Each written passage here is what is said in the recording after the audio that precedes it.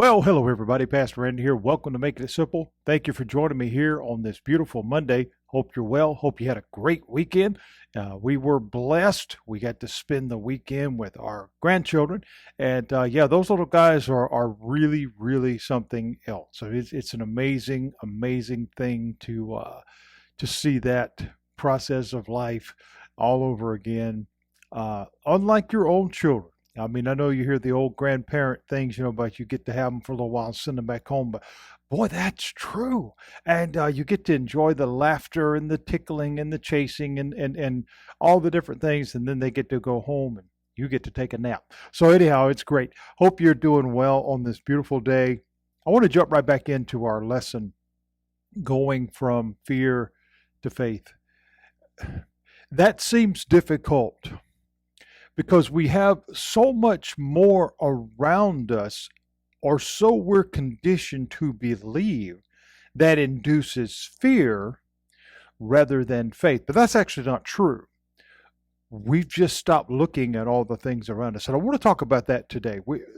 Those that were about to cross the Jordan, those of Joshua's time, they were told that after they saw the Ark of the Covenant, it was time to go. It was time to follow. It was time to get busy. This served as a reminder of God's provision in the past. In the book of Deuteronomy, chapter 8, it says, "You shall remember all the way which the Lord your God led you these 40 years in the wilderness." So, in other words, stop and think about this for a minute. Hasn't God taken care of you? Didn't you have what you needed? It says this is to humble you and to prove you, to know what was in your heart, whether you would keep his commandment or not. Fear or faith determines the quality of your life. Now, I'm going to say that again. And if you're a note taker, I would suggest writing that down. I know these little snippets and different things that the Lord has given me over the years, I find value in those. And I don't say that for any kind of prideful, nothing. It's got nothing to do with me. But I want you to think about that for a minute. Fear or faith determines the quality of your life. If you live in constant fear, you're not living.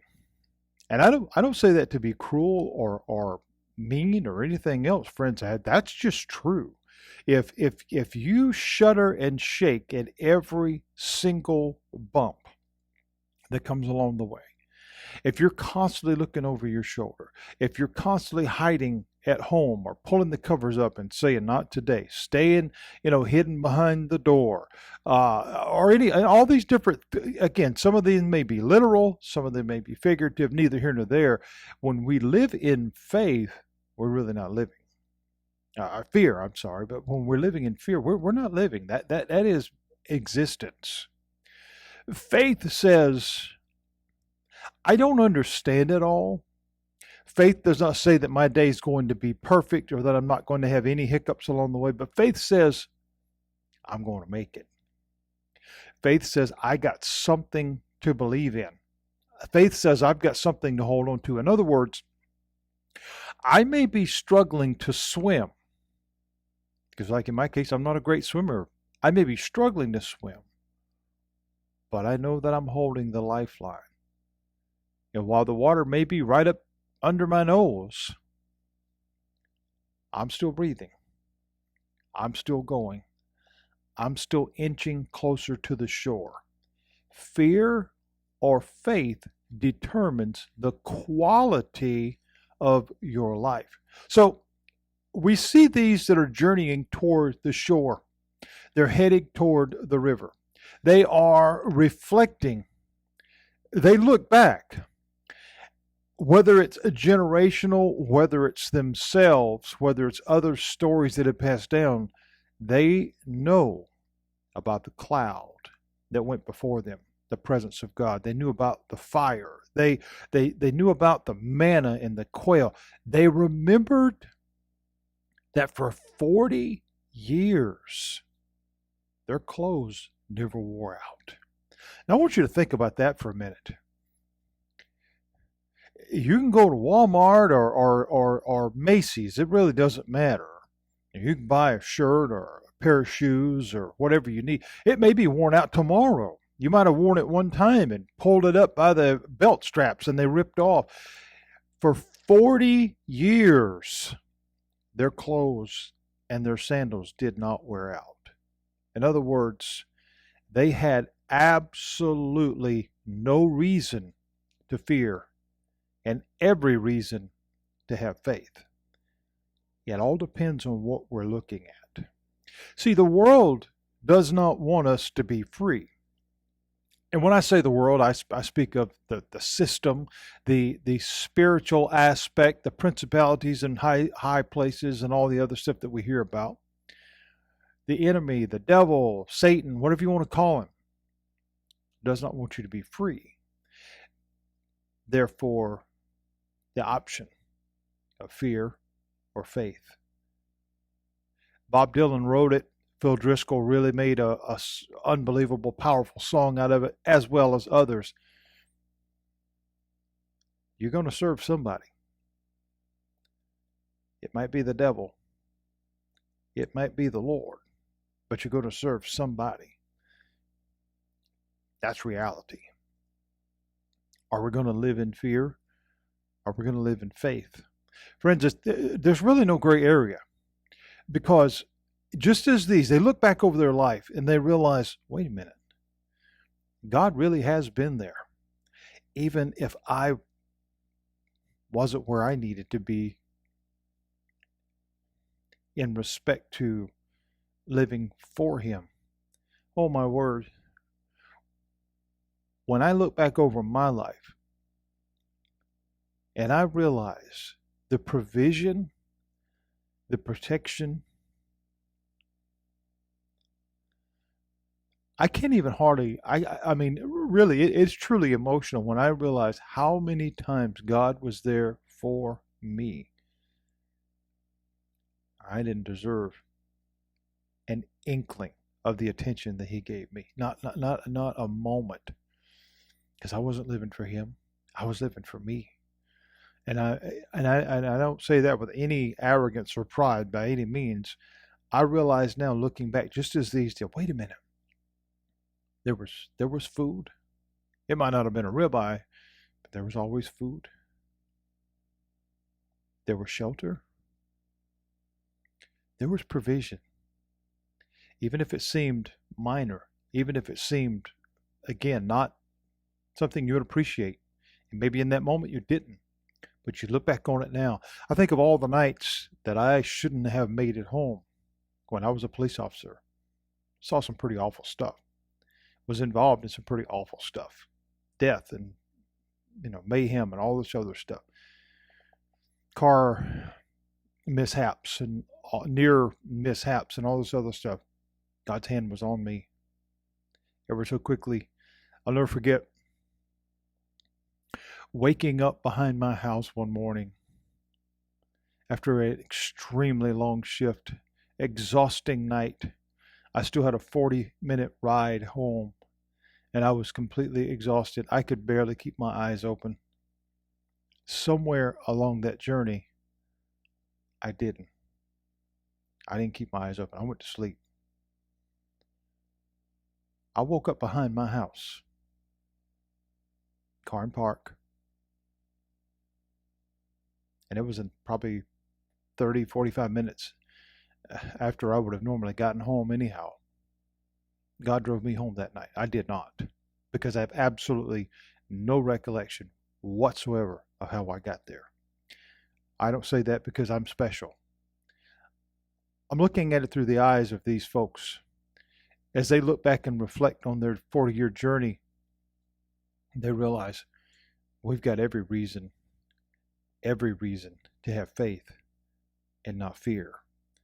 We do too, if we'll stop looking at all the foolishness that surrounds us in this world, that is constantly saying, doubt God, don't believe in God, this, that. Why? Why is there such a fight? Why is there such a agenda, if you will, of trying to reduce the reasons to have faith and to turn toward all the things that only let us down, to turn toward all the things that are supposedly the answer, only to have it exposed a week later. Oh, well, that really wasn't quite what we said it was, or yeah, it wasn't anything that we said it was at all. We lied, but in the moment we thought it was the right thing. Or we can go way, way down that trail. In Mark chapter 4, Jesus told the disciples, let us pass unto the other side. Not let us try, not maybe let's see if we can get there. No, let us pass. That was an assurity that we're going to go. That was, trust me. I didn't tell you what the journey was going to be. I didn't tell you it might be not difficult. But let us go. Let us pass unto the other side. Along the journey, the storm hit. The water was coming on the boat. Maybe the boat was even falling apart, or so it seemed. Everything was kind of upended. And immediately, faith was overtaken by fear. And they began to panic. They ran down into the bow of the boat and they said to Jesus, don't you care that we're going to die? I mean, everything's going upside down. Don't you care? You're down here taking a nap. Listen to all of those components. Jesus said, let us go. Things began to not go the way that they thought they were supposed to. Immediately, all the faith in everything they had just seen, the feeding of the multitude, the healing of the blind, all these different things was gone, because now things aren't going the way that I wanted them to. But Jesus never left the boat. He was riding with them the whole entire time. They didn't think about that. That's what we do. That's life. We start the day off and things go haywire. Something doesn't go right. All of a sudden, God is gone. I know. We just forget that He's there. So Jesus woke up and He calmed the wind. He took care of the issue. But then He turned to them and He asked them the most vital question that could be asked at that moment. He said, why are you so fearful? How is it that you have no faith? Think about that for a minute. Why are you so fearful? How is it that you have no faith? So we're going to close with this. Is He asking believers today that question? Is He asking the church that question today? How is it that you have no faith? Friends, we allow fear to take over. I realize the unknown can be a scary place. But we have one with us who said, I will never leave you. And never, regardless of how you translate it, always means never. Fear or faith determines the quality of your life. We'll pick back up on this tomorrow and the next Making It Simple. God bless you. Have a great day.